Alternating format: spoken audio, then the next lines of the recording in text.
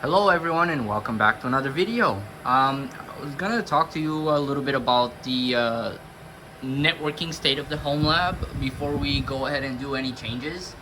And with the help of my trusty little tripod that I have in my hands, we are definitely gonna be performing a little bit of connectivity manipulations.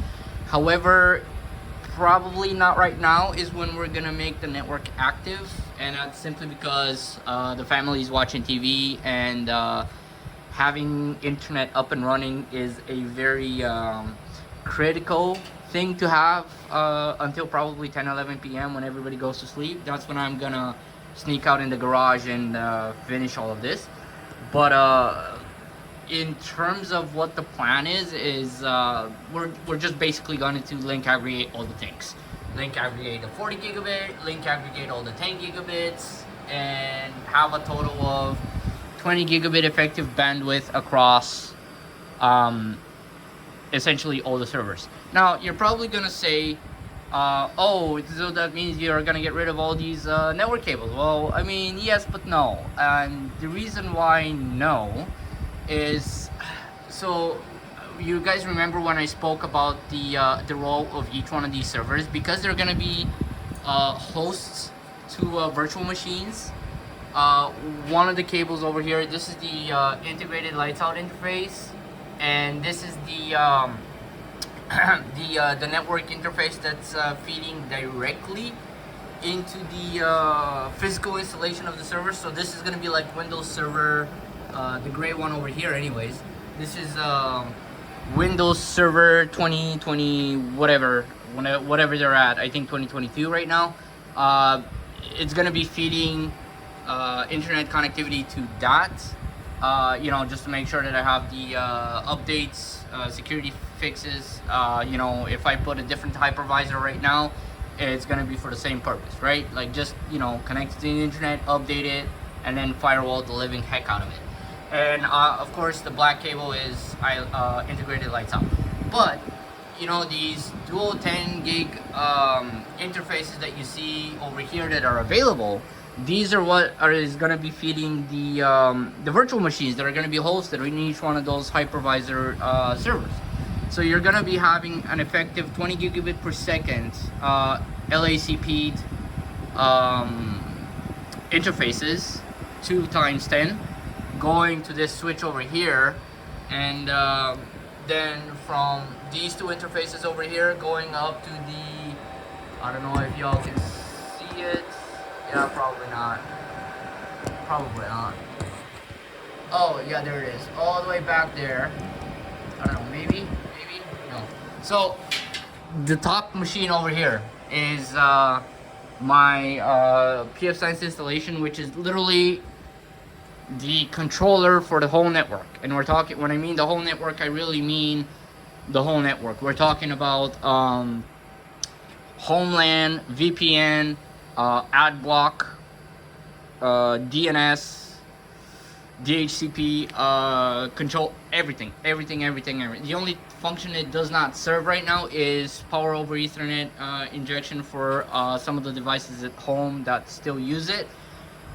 But I don't need it to just yet. I don't have the power over Ethernet functionality at all in the rack, simply because I don't need it. However, somewhere in the garage there is a Hewlett-Packard switch, which I will eventually put in, which is gonna be just for PoE injection, and that's it, really.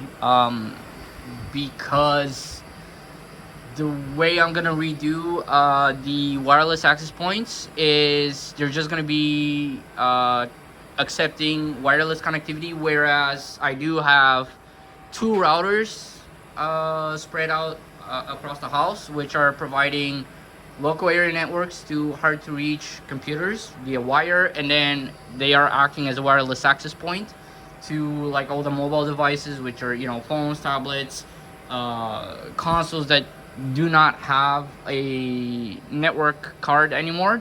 And we're talking about like Nintendo Switch, whatever, right? Like but that's details. And then the reason why I'm gonna move from a Power Connect 6224 to a 62 48 is because I want to have the additional 24 ports.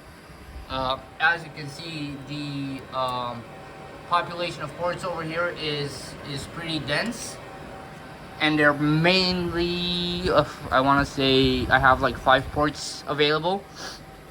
And that's because what I'm going to do is I'm going to start running more when summertime goes through. I'm gonna be running a hard line to each and every workstation. So like the smart TV is gonna have its own gig pipe, and that's, you know, mom and dad watching YouTube videos, you know, the updates, whatever, blah, you know, nobody really cares. But every workstation as well, so like my brother's gaming PC, my gaming PC, it's also gonna have like a hard line. And you know, when I say gaming PC, I don't really mean something extravagant. I mean the $100 laptop that I got off of eBay with the Ace Gen i7 and the 1050 Ti. It's gaming, but whatever, you know, I digress. So each computer in the house, each machine that has a high hardwire capability, in other words, an RJ45 port, is going to get hardwired directly into the switch. That's going to replace this one, and there's going to be a secondary switch which is going to be powering up all the access points that are going to be for wireless clients as well. And you know, you might be asking, oh, you know, well, why don't you just, you know, put a dumb 48 port switch and just call it a day? I would love to, but the layer 2 dumb 48 port switches do not support link aggregation, which is exactly what I want to do. These switches, the reason why I went with this type of beast is because, you know, hold on, let me get rid of all this stuff, is because in the back over here, these switches support an add-on card which has two dual 10 gig interface, and within the configuration of the switch itself, you can make it have link aggregated ports. You can make it become a link aggregated connection and have an effective bandwidth of combined effective bandwidth of 20 gigabits per second. So, you know, what are we gonna be doing today then? Well, it's not gonna be anything super crazy. We're just gonna be unboxing these SFP cables. We're gonna be doing a little bit of cable maintenance, and just to basically clean up the network rack, the cabinet a little bit, because there's gonna be more stuff going into it, right? And you know, it's all fine and dandy that it works right now, but the problem is that it looks like a complete and total spider net, right? And you know, in the professional world, as much as I hate to admit it, it's very frowned upon, right? Like, I'm sure that if you guys have ever been on an IT call somewhere, if you end up seeing what you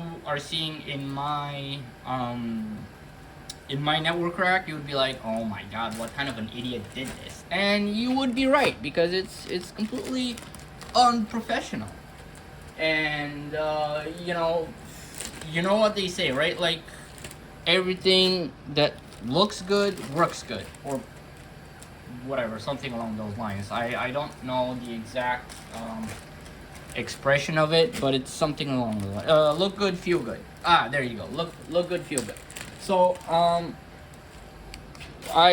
because I've been on eBay, and honestly, my wife should take away my credit card, because at this point it's becoming a sickness.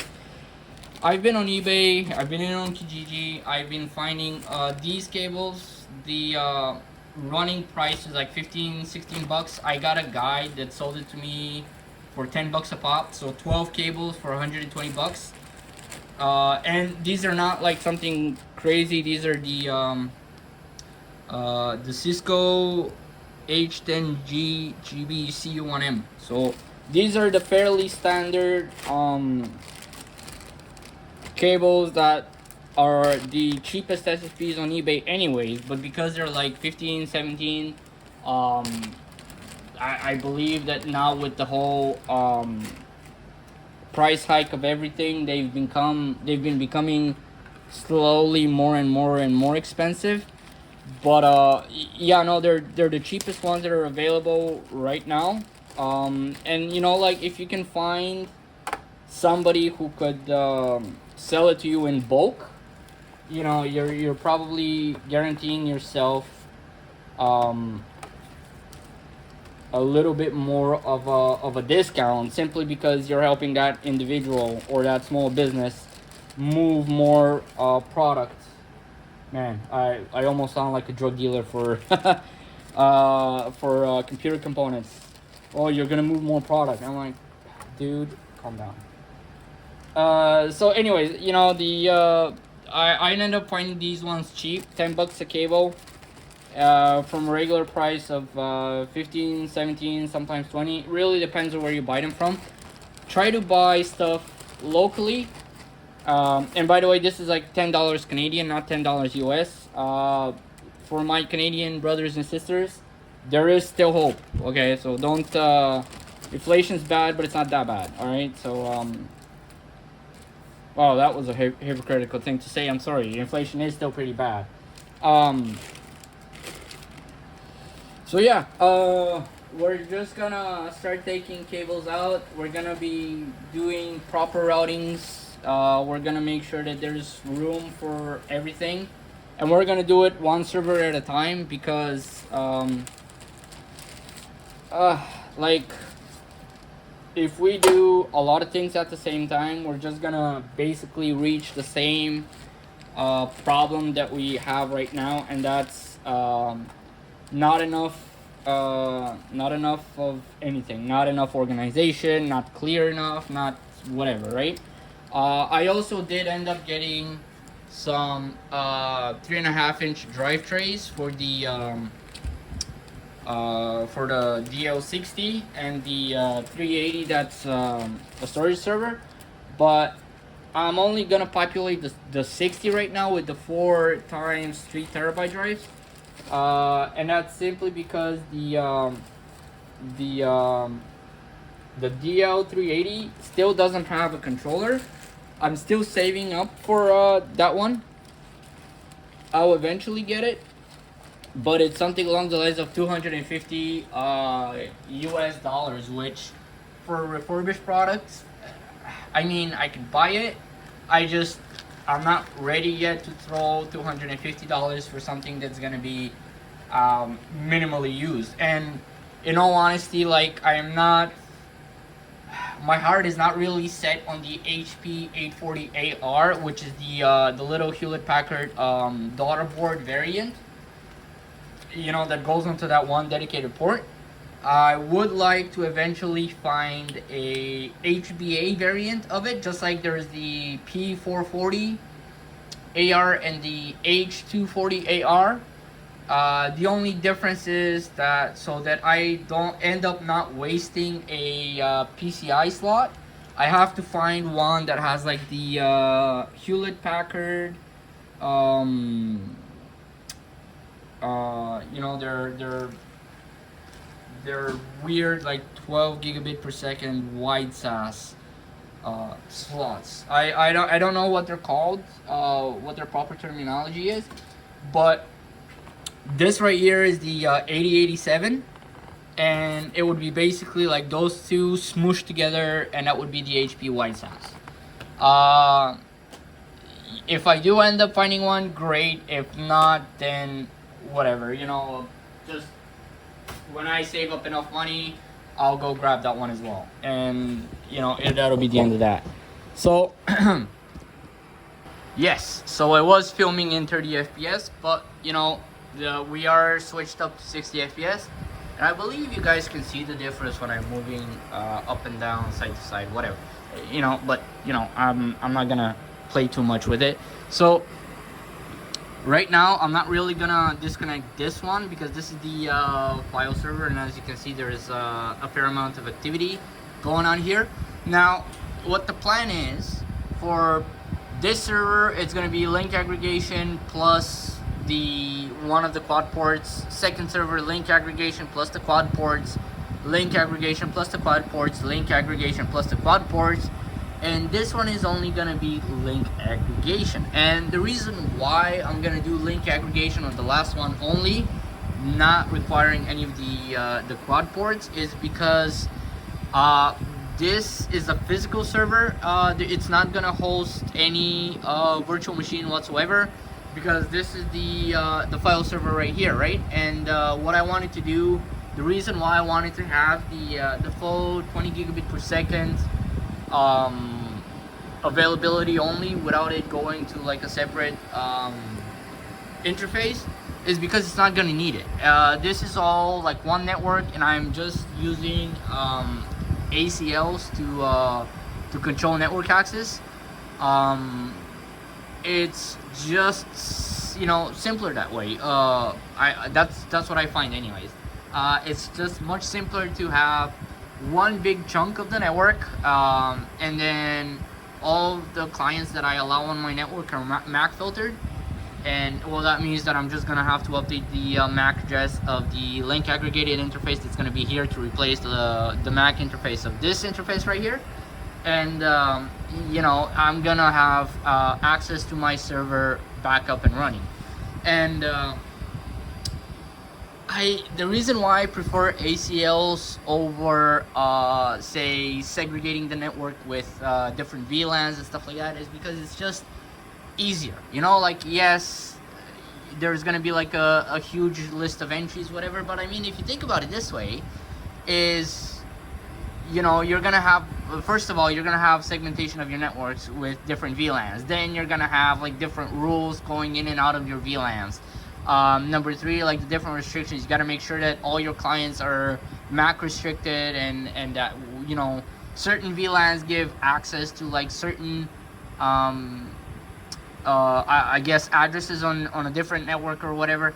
And you know, if I'm gonna do that anyways, I'm just gonna have everything on a whole on like 1/23 on a /22 network, and then just call it a day, and then control ACLs, everything else that I want to control, and just whatever, you know, that keep it, you know, KISS, right? Keep it simple, silly.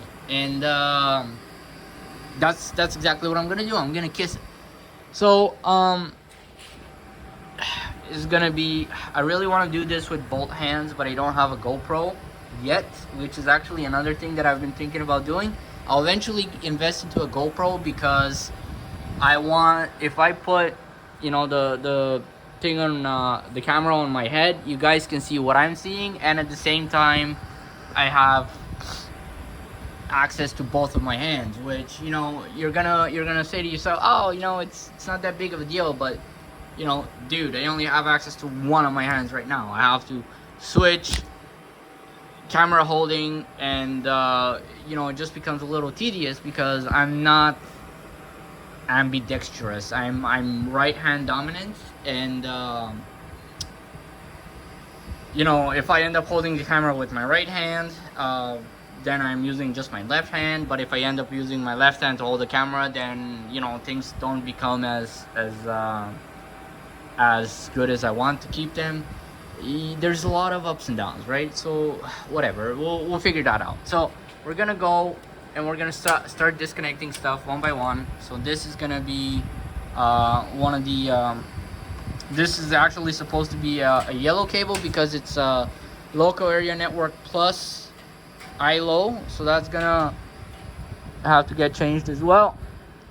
Disconnect it from here and throw it on the ground over here. Now let's do it. So like I said, the only server that I'm not gonna be disconnecting is the one that's oh man, this is a long cable. The only server that I'm not gonna be disconnecting just yet is the file server, simply because that's still being used somewhat, and but everything else is gonna get disconnected, so that we can move on to the like, see what I was telling you guys, like I need both of my hands right now, because I want to do the stuff I want to do requires two hands, not one, right? You get what I'm saying? Okay, so that being said, another thing that I wanted to talk to you guys about is um, the DL20. I still don't have rails for it, but I don't think I'm gonna get rails for it anyways because I think I have a shelf somewhere.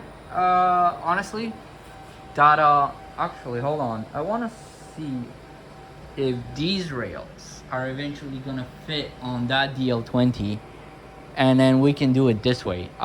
Because let's see. Let's see. You know what? Actually, this is a fairly good question. Let's see. Because if it helps, if it does end up fitting, then I don't have to worry about. All right. Let's see. All right. Let's get in there.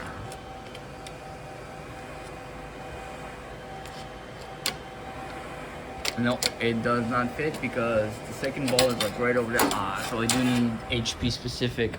Whatever. It's not the end of the world. Maybe I'll just. No, I do need the 4 bays in the front. So no, we're not gonna be doing anything crazy. I was maybe thinking to place the Super Micro in place of the DL20 and use the rails that way, and then just sell off the DL20. But yeah, no, I need the 4 hard drives, and I need the 4 hard drives, and I can't. There's no power connectors. There's no backplane. I can't fit 4 hard drives into that case. Whatever. Let's start taking stuff off. All right, let's take a look. See here. I'm not ready to show my face. What are you guys, crazy? Ah.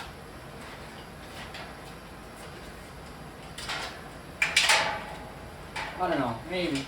I'll think about it. Probably sure you guys want a scapegoat to see what kind of individual has such a huge spider nest in their garage, in their rack. What kind of person to look out for? Well, me. Look out for me.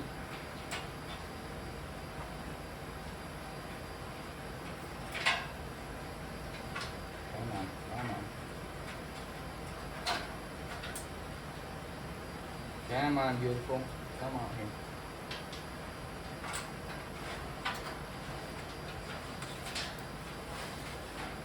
So, while we are going to be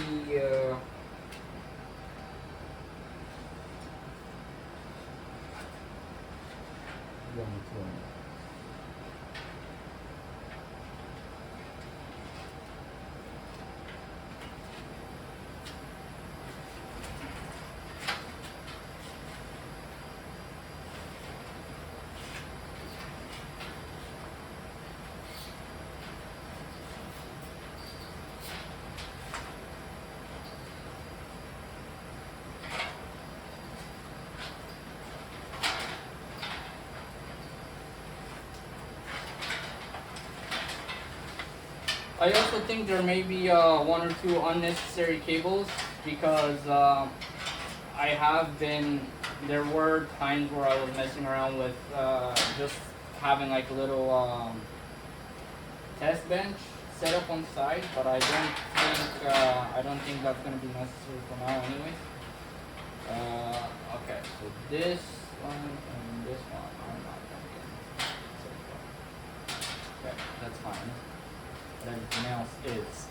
So, now that we have this beautiful jumbled mess disconnected from everything, we are going to wait. Not this one. This one is gonna get put back behind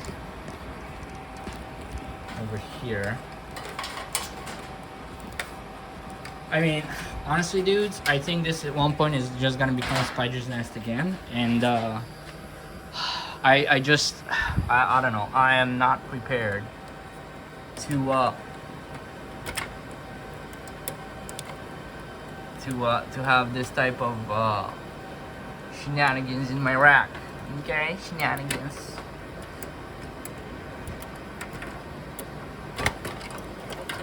Oh no, I think I disconnected. Oh, whatever. Fine, whatever.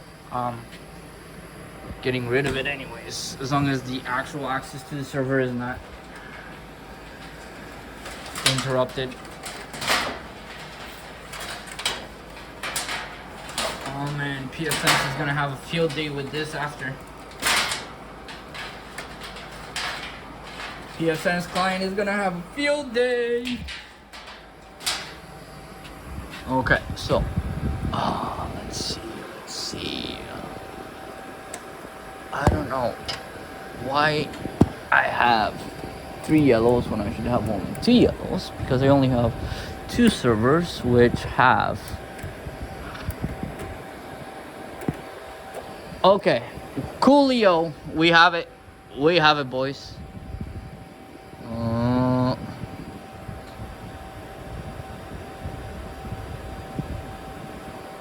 Yeah, okay, yes, this. Wait a minute. Yeah, okay, cool. Yeah, I forgot it. It's it's going through that other interface. Okay. Yeah, it's all good. It's all good. We have not disconnected the internet. And the parents are still watching their TV, and I'm sorry, this does not go higher than this.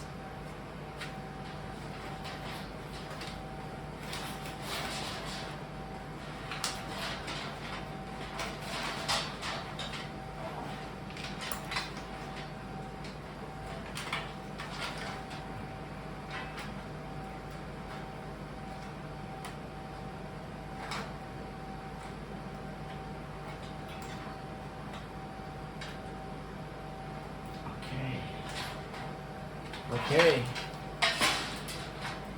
There we go. It's all going to the ground anyways, and then we are going to deal with it after.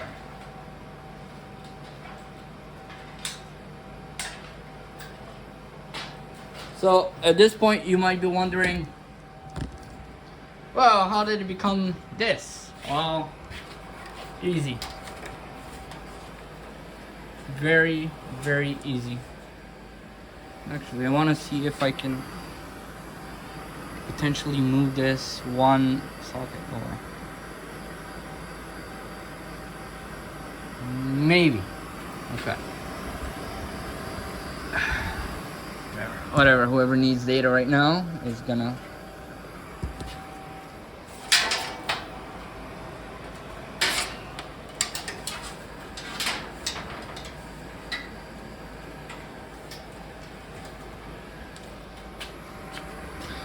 Oh, so this is gonna be a potentially fairly long video. I'm thinking maybe an hour up. Okay, so this is not gonna be it. This is gonna come to potentially the previous slot in here, maybe.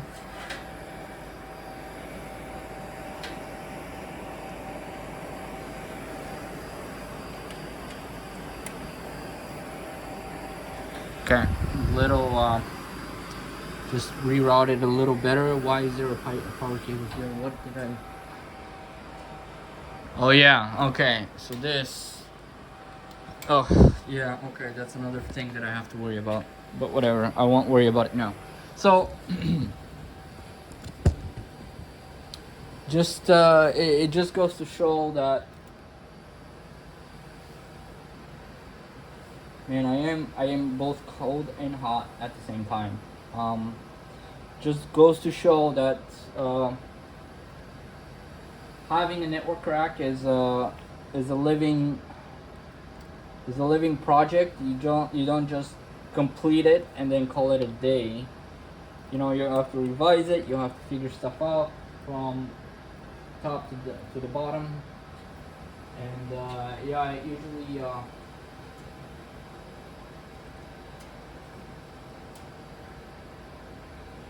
Just it usually it's a work constant work in progress. So right now, because I do have this plugged in, and this is sort of the server that's the farthest away, what we're gonna do is the way we're gonna run them is the server that's the closest to the top is gonna go to the ports farthest away, and the servers that are closest to the bottom are gonna come to the servers that are closest over here. I don't know why I have these things. Yeah, I think I know why I have them. Is so that I don't want to lose them. Okay. But these are like 10 gig RJ45s, and yeah, okay. So yeah, do I go through here or through there?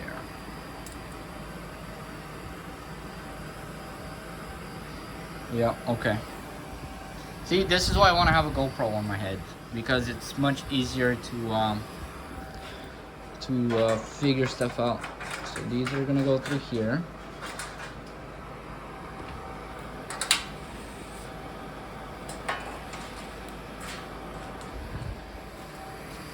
Now we're gonna have to be careful not to put too much stress on the cables. You know, just follow the natural curvature of the cable, right?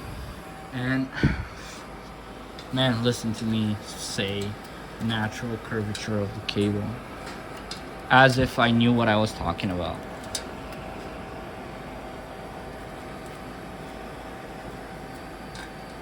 And we're gonna go up all the way here. All right, let's see, up all the way through here, come up through here.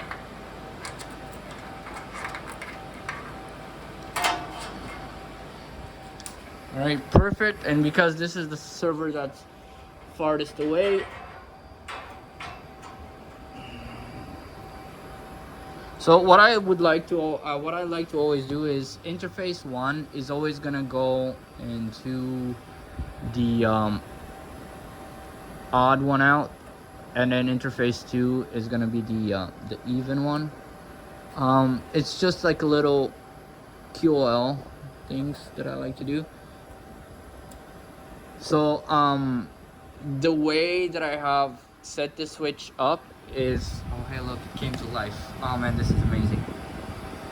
So the way I have the Mikrotik switch is that I have taken each port in a pair. So 1 and 2 are in a link aggregation group, 3 and 4 in their own group, 5 and 6, 7 and 8, all the way up to like 24 and 23 and 24. So each couple is in a link aggregation, and then yeah, that's what we're gonna do. We're gonna keep it that way. It's easier to manage as well, you know. You're like, oh man, I can't remember, but you know, the numbering scheme is each server has 2 consecutive ports instead of doing it like 1, 3, 5, 7, which is like side by side. I know some people are picky like that, but you know what, it's whatever, right? Like every person that has their home lab, they can do it the way that they want to do it. Whoopsie daisy. You know, this is how I have it on my end, and this is how I'm gonna keep it on my end, because this is how I like it. Okay, so there's this right here. So there's 2 more ports that are plugged in, and we are going to go ahead and move on out. Sorry, not move on out. We're gonna put these 2 in here. So something to note with these cables as well is that they are fairly sensitive. Sorry, not sensitive, but what's the word I'm looking for?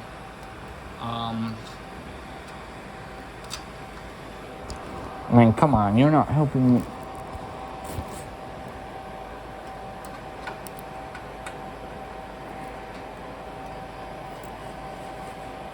Delicate, there we go. These cables are fairly delicate, and I've already had a couple of these cables just go bad. Well, not go bad on me, but become not serviceable. And that's because they've been, you know, I don't want to say mishandled, because that will make me look bad, but there has definitely been a little bit of cable abuse in this home lab. A little bit. And you know, it's right. It's just one of those things where if you do end up going with these cables, you just got to be a little bit more careful, because they are delicate after all. They're not fiber, they're still copper cables, but a lot of people are gonna say that in terms of what's it called,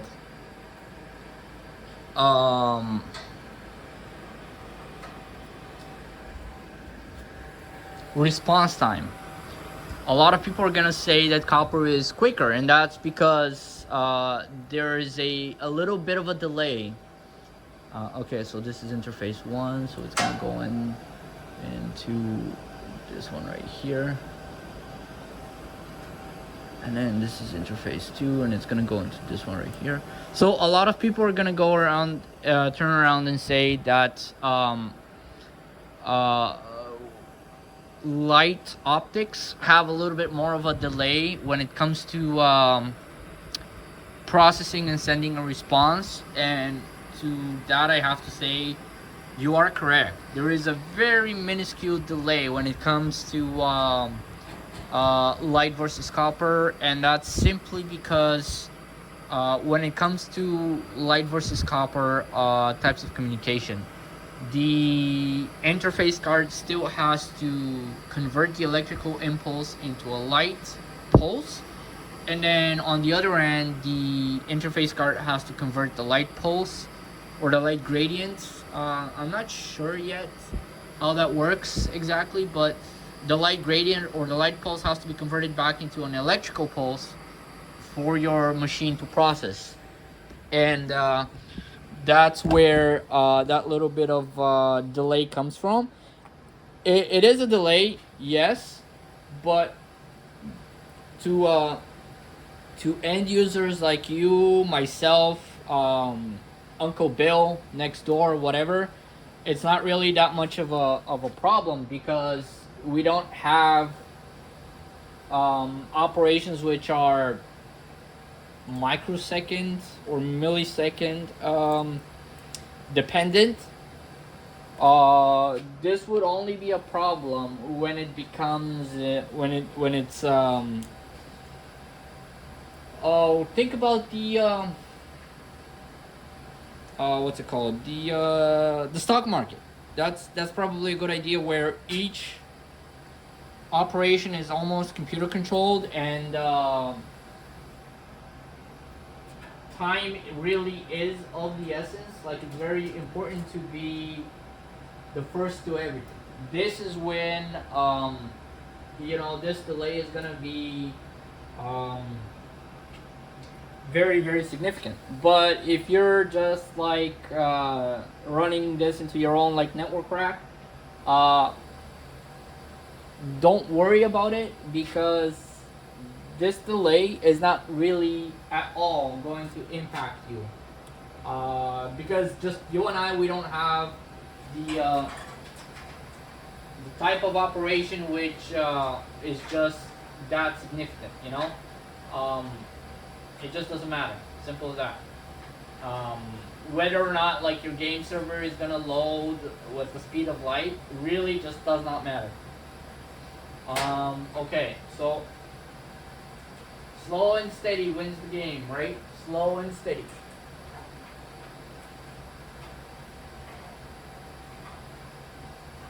And yeah, man, I don't know what to tell you.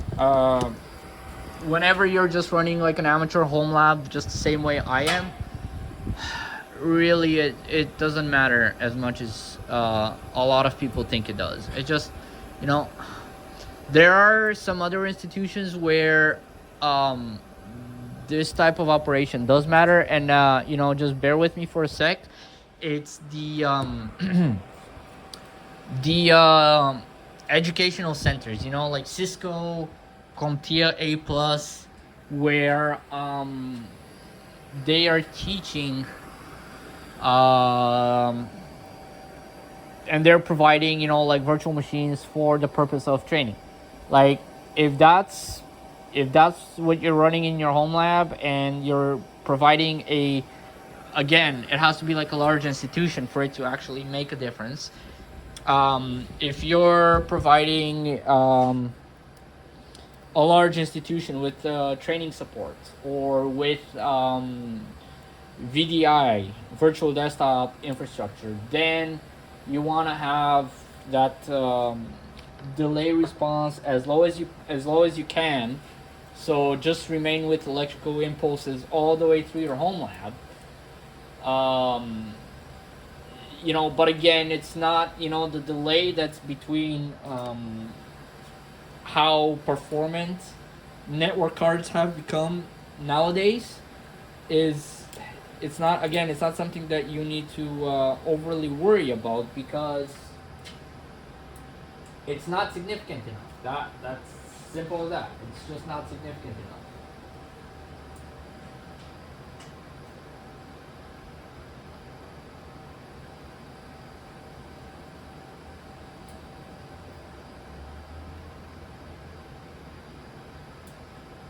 Okay. This one is gonna go through here again.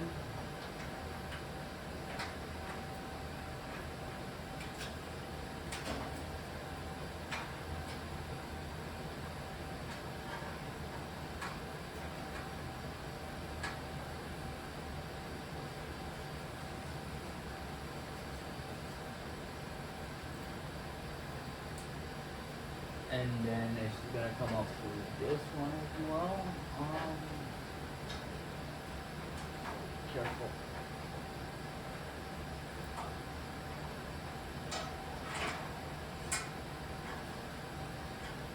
I don't know, man. I've been ranting a lot on different like mini subjects. What do you guys think? Like, if you are running your own home lab, how would you just out of curiosity, right? Like, I don't wanna pick fights with anybody. What is going on here? Like, how would you be specking out your home lab? Like, what would you be?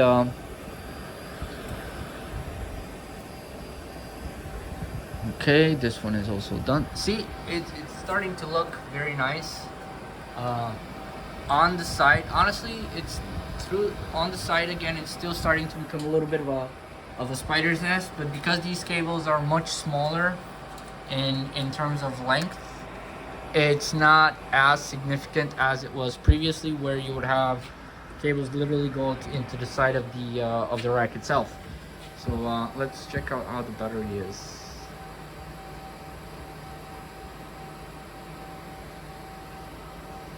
Okay, we're still good in terms of battery. Okay, so we have one more machine that we need to link aggregate, and what's gonna happen after is we're gonna start plugging in the integrated lights out, and we're gonna do the DL60 as well. So I ended up actually buying off a Redditor RAM for the DL60, so now it is maxed out. The guy was actually very generous. He got me a complete kit. Thank you. It's not like HP verified or whatever, but it's Dell RAM, but it still works. It's still registered 2400T. It wasn't that expensive, considering that everything on eBay goes for at a minimum like 400 US dollars. Me getting it for 400 Canadian, that was extremely generous on their part, and I'm just super happy with it. It works. It's the capacity I want. It's the speed I want, and whenever I'm gonna And actually, to be fairly honest with you, I don't think I need all 256 gigabytes of RAM, because the well, I mean, maybe I do. I don't know yet.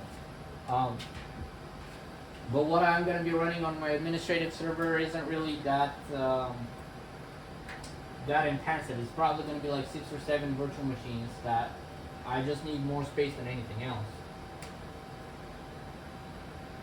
Okay, this is going right here. Oh, okay. Cool. Come on over here.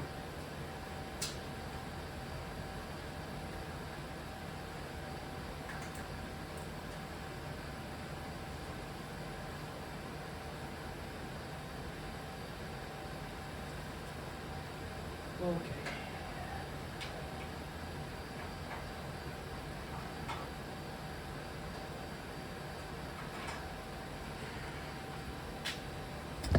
And there we go. The last of the servers is now getting hooked up.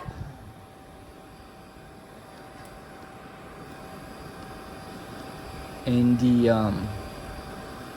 in ports 9 and 10, so that's 5 servers in total that are link aggregated.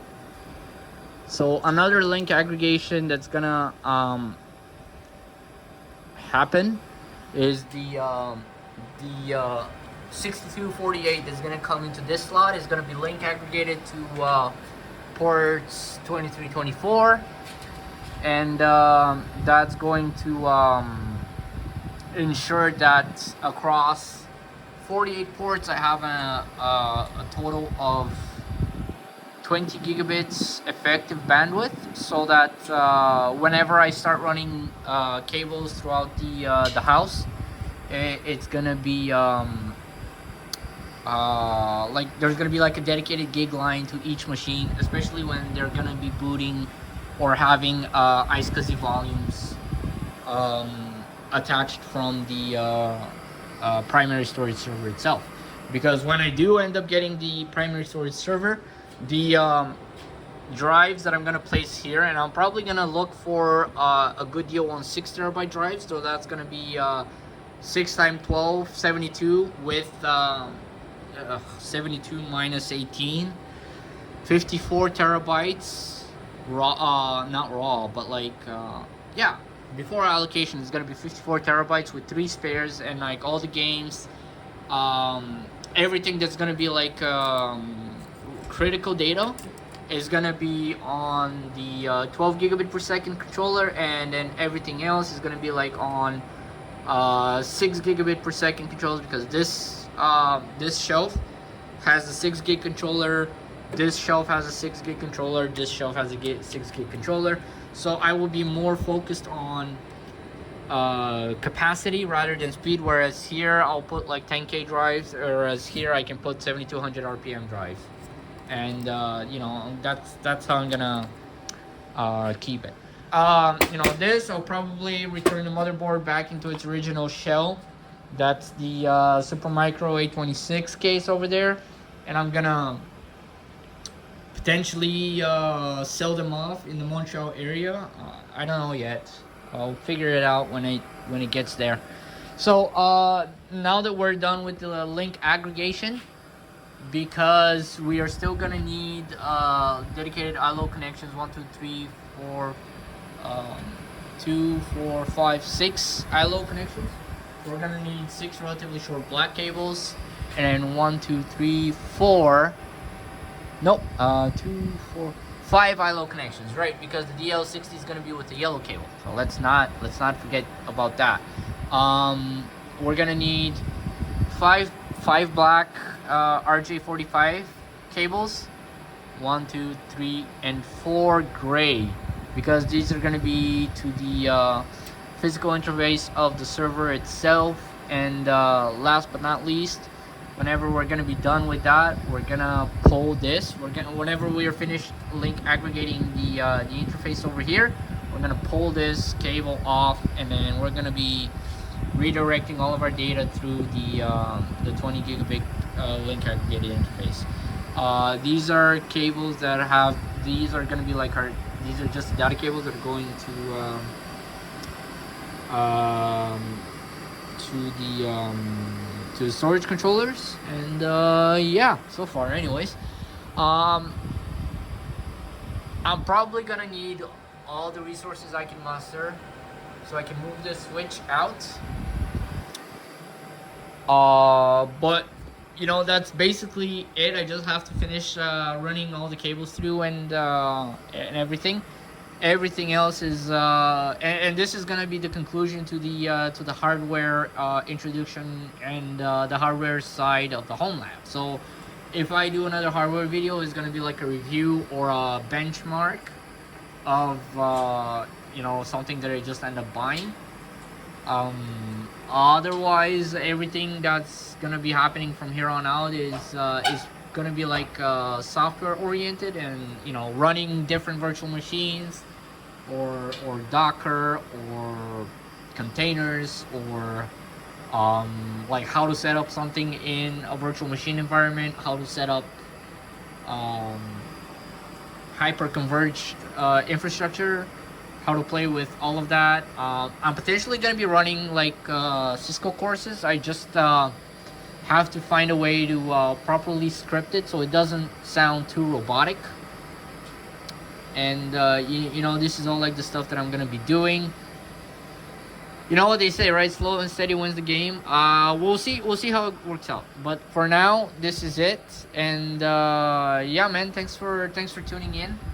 I will at one point I don't know how I'm gonna approach this yet, but I'll probably do a little bit of an update when I actually, hold on, no, it's not goodbye yet, because I still haven't plugged in the 40 gig interface. Yeah. Sorry about that. Yeah, so I still have to plug in the 40 gig interface, and after I plug in the 40 gig interface and the DL320E is gonna get shut down, plug in the 40 gig NIC, and once that happens, I'm going to make a separate video with the PF system being reconfigured to work with an 80 gigabit per second effective link aggregation going to the switch, and then the switch propagating it to all of the servers. And initially, there's probably going to be a little bit of a network storm, because the same servers are going to be having multiple network paths, and we don't want that. But for the moment anyways, we just have to live with it, because it's just too much that's going on, right? And we just have to tackle it one at a time. And yeah, whether it's going to be through the integrated lights out interface or something else, we're going to figure it out. But for now, I'm going to end this video here, and then I'll see you guys later tonight when everybody's asleep. Bye for now. One eternity later. Hey guys, welcome back to the last update.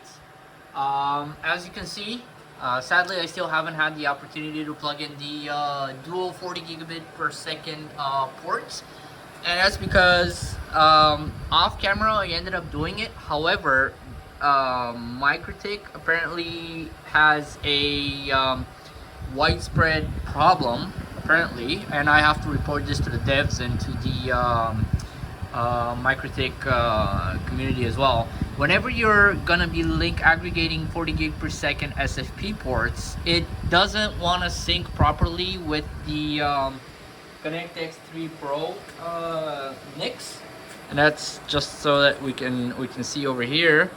So this is the network interface card that I got, and it's dual 40 gig, as you can see. But you know, long story short, the problem is that apparently the first interface or whatever, these are not true 40 gig ports. Unlike whatever is advertised on the Mikrotik website, these are divided these are 40 gig ports divided into 4 10s. And apparently the problem is, to my understanding anyways, is that the whenever it's trying to negotiate the speed first it's gonna see the 10 gig link, and then it's gonna go and try and synchronize at the then it's gonna try to negotiate at 40 gigs per second. But because the CX314, oh come on, what's it called, the ConnectX Pro is a true 40 gig per second, rather than 40 gig divided in 4/10s. It will try to auto negotiate directly at 40 gigabits before, and it's gonna conflict with the switch where it's trying to negotiate at 10 first and then go up to 40. So I'm gonna talk to Mikrotik devs about this problem, because I looked up the Mikrotik forums, and it's a problem. So because I have this switch and I can't really negotiate at 40 gig native per second, 40 gig per second native, what I'm gonna have to do is I'm gonna have to look for a replacement switch. And as you can see, I've already had the opportunity to replace the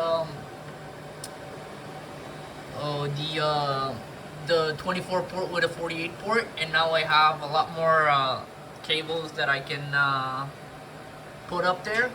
I've also added, I don't know if you guys are going to be able to see it, but I have also added the stacking port over here for further down the line. So what I am gonna end up doing eventually is I'm gonna add another 48 port switch into the rack at some point, because when I'm gonna be running Ethernet all throughout the house, I'm gonna have need for all the Ethernet ports that I can get.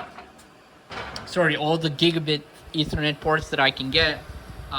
Because I wanna have as much as much room as I can, and it's one switch with 48 ports is just not gonna be enough. And just as I previously ended up mentioning, the reason why I'm not subdividing the network additionally from what it already is because I just use ACLs on the switch, and then anything additional I do on pfSense. So my network is, I guess you could call it fairly simple, because it's just one subnet. It's a /23, but everything is ACL'd for to living hell and back.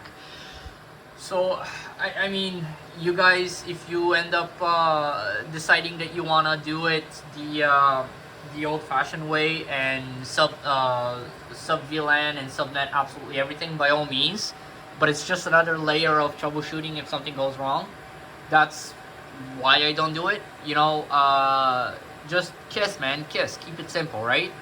I will try to find a replacement network. The Dell 8024F is basically a native 10 gig switch with 40 gig ports. So I might look into potentially getting one of those, because they are just robust, dude. They are very robust in terms of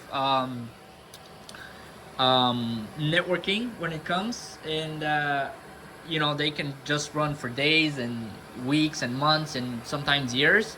I've seen some of the guys on Reddit having absolutely crazy uptimes of 3-4 plus years, and it's absolutely insane what Dell and HP, especially when it comes to their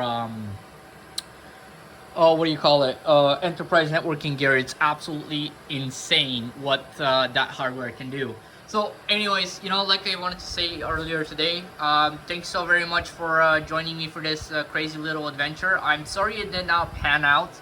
I will try to troubleshoot and figure out what exactly the problem is, and if I can make it work. But if not, I'm just going to look for a replacement switch and just call it a day. I know that the 8024s are slightly more expensive than these ones. The Power Connect 6248s, I ended up buying them for like $5 a pop from a e-waste vendor, and you know, they work flawlessly, and I have no complaints whatsoever. But the Mikrotik, I have had nothing but headaches, and we're gonna find a way to fix it. One more thing just before I want to let you guys go. As you can see, some of the servers are link aggregated already. So what we're gonna do, I'm gonna take advantage of the fact that they're all plugged in and they're already link aggregated, and I will show you guys a couple of things over Hyper-V, and I'm really excited to start doing it. And you know, I don't need an DHCP IP for my network. I just need it to be on and by some miracle synchronized. So whenever we go into the screen recording sessions, I am gonna show you guys a variety of things that you can do with Hyper-V. And the reason why I'm going to be doing it with Hyper-V is because in the small to medium business space, Microsoft Windows Server, is what's predominantly used as a hypervisor and main operating system.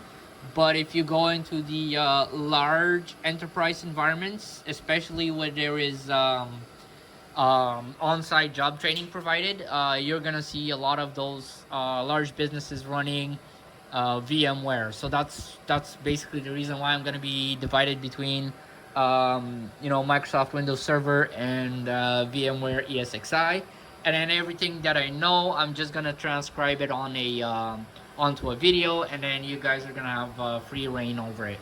So again, you know, thanks so very much for joining me. I know this is gonna be one more time. Thanks so very much for joining me, you guys. The next video, starting from this video on out, all the videos following are gonna be potentially just screen recordings with me doing stuff on either one of these servers.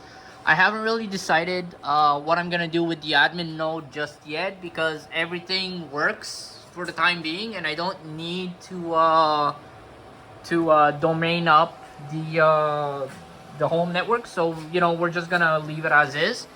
But for anything else, you know, it's gonna be whenever we're gonna go into like a tutorial of doing something like getting like a enterprise in a box up and running, or whatever you guys want to call it. Is gonna be a full-blown domain, user management, Active Directory, and the other account management, whatever. Anyways, I'm just exhausted. This has taken way too long of my time that it needed to. So I'm just gonna take a break, and I'll see you guys in the next video. Thank you so much for watching, and have a great rest of your day.